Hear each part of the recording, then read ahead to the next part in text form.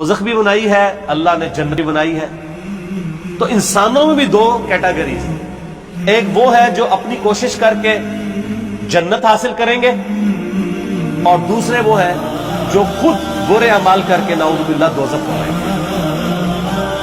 جس طرح باقی چیزوں میں جوڑے ہیں، جنت اور دوزخ بھی جوڑا ہے، تو پھر صرف جنت اور دوزخ جوڑا نہیں ہے، جنتی اور دوزخی بھی جوڑا ہے، لیکن 180 ڈگری کا فرق ہے۔ بے شک تمہاری کوشش الگ الگ ہے۔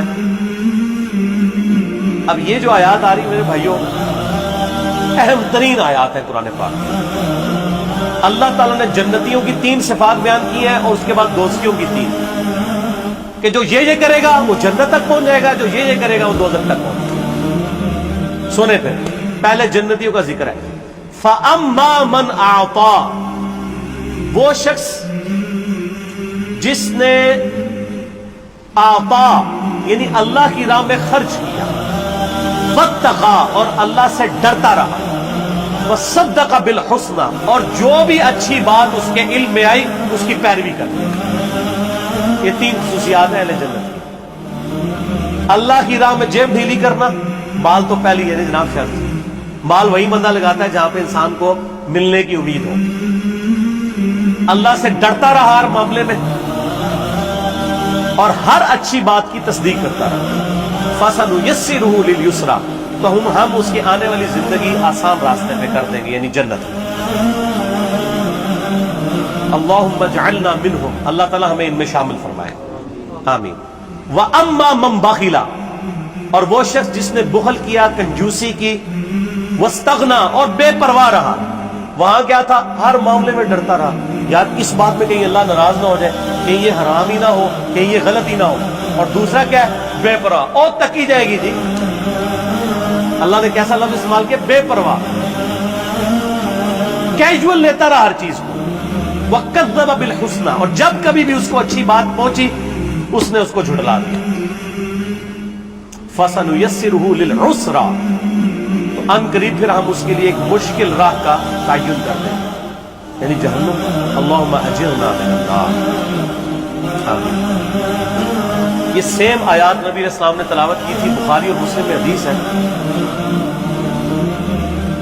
مولا علی رضی اللہ تعالیٰ عنہ علیہ السلام کہتے ہیں کہ ہم ایک جنازے کو دفنانے کے لیے گئے نبی علیہ السلام کے ساتھ۔ حدیث بخاری میں بھی ہے، مسلم میں بھی ہے، مشکات کی پہلی جلد میں آپ کو تقدیر والے چیپٹر میں یہ حدیث ملتی ہے۔ تو ابھی دفنانے میں تھوڑا ٹائم تھا، تو ہم نبی صلی اللہ علیہ وسلم کے ساتھ بیٹھے تھے، تو آپ صلی اللہ علیہ وآلہ وسلم نے فرمایا کہ تم میں سے جو جنتی ہے نا، وہ اللہ تعالیٰ کے پاس تقدیر میں لکھا ہوا ہے، وہ جنت میں ہی جائے گا، اور جو دوزخی ہے وہ بھی اللہ نے اپنی تقدیر میں لکھ لیا ہے، وہ دوزخ میں جائے گا۔ اب ظاہر ہے یہ بات سننے کے بعد انسان کے دماغ میں جو سوال آتا ہے، وہی سوال سیدنا علی کے دل میں بھی آیا۔ تو سیدنا علی نے کہا یا رسول اللہ صلی اللہ علیہ وسلم، اگر یہی ہے کہ اللہ نے طے کر دیا کہ یہ جنتی ہیں، یہ دوزخی ہیں، تو ہم اپنے لکھے ہوئے پر اعتبار نہ کر لیں اور عمل کرنا چھوڑ نہ دیں۔ آپ صلی اللہ علیہ وسلم نے اس سوال کو ویل لیفٹ کر دیا، اور ایک اور بات ارشاد آپ نے فرمایا کہ تم اعمال کرتے جاؤ، جو شخص جنت کے لیے پیدا ہوا ہے اس کے لیے جنتیوں والے اعمال آسان ہوتے جائیں گے، اور جو شخص دوزخ کے لیے پیدا ہوا ہے اس کے لیے دوزخ والے اعمال آسان ہوتے جائیں گے۔ یعنی دنیا میں انسان کو پتہ چلنا شروع ہو جائے گا کہ میں دوزخ کے لیے پیدا ہوں یا جنت کے لیے، لیکن وہ کر رہا اپنی مرضی سے ہی ہوگا۔ اور نبی علیہ السلام نے جب یہ بات مولا علی کہتے ہیں فرمائی، تو پھر آپ نے قرآن کی یہی والی آیات تلاوت کی۔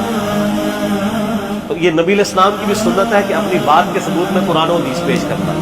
آپ کے مولوی نہیں پیش کرتے، لیکن نبی صلی اللہ علیہ وسلم کا یہی طریقہ ہے۔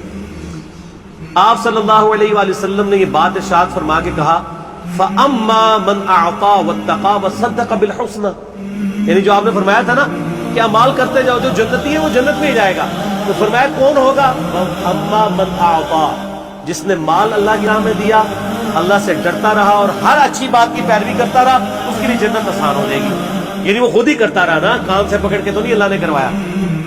اگر آپ کہہ رہے ہیں اللہ تعالیٰ کان سے پکڑ کے کسی جنت کے راستے پہ چلاتا ہے یا جہنم کے راستے پر، تو میرا ایک معصومانہ سوال ہے، جو لوگ کہتے ہیں ہم نماز نہیں پڑھتے، اگر گورنمنٹ اناؤنسمنٹ کرے کہ تمہیں فی نماز 1 لاکھ روپیہ دیا جائے گا تو کسی کی نماز چھوٹے گی؟ دنیا کے سارے شیاطین مل کے دنیا کے سب سے بڑے بے نمازی کی بھی نماز نہیں چھوڑوا سکتے اگر لاکھ روپے ایک نماز کے پیچھے مل رہا ہو، تو اس کا مطلب آپ اپنی مرضی سے کر رہے ہوتے ہیں۔ تو نبی اسلام نے یہ فرمایا کہ جو اللہ کی راہ میں خرچ کرتا رہا، اللہ سے ڈرتا رہا، ہر اچھی بات کی تصدیق کی، اس کے لیے جنت آسان ہو جائے گی۔